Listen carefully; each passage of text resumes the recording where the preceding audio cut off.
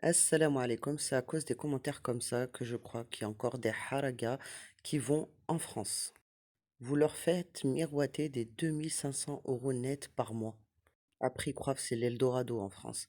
Donc, si tu as trois enfants en France et que tu es seul, tu touches 1443 €. Mais attention, ils vont croire que c'est pour eux. Dans les 1400, si vous avez bien vu la fiche que j'ai mis, faut enlever l'APL. Donc, autour de 400, 500, ça dépend si tu as un T2, T3, etc. Donc, il te reste moins de 900 €. Donc, avec ça, tu payes ton gaz, à peu plus de 100 €, ton électricité, à peu près, allez, 60, je me rappelle plus des prix, hein, 60, allez, on va mettre 100 €. L'eau, t'es à 700, t'as pas compté la cantine si t'avais des enfants, donc on sera à 600.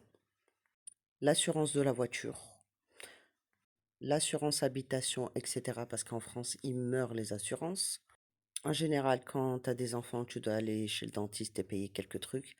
Donc, à la fin, il leur reste vraiment pas beaucoup, peut-être 400 € si tu as de la chance. Si tu dois de l'argent à personne, et si aussi t'as pas prévu d'acheter des vêtements pour le mois, sinon t'es mort.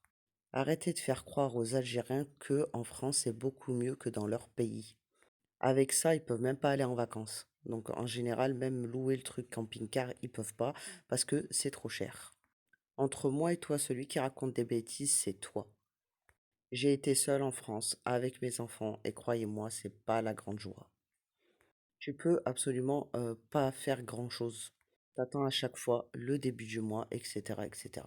Donc en vrai, entre l'Algérie et la France, je préfère souffrir en Algérie.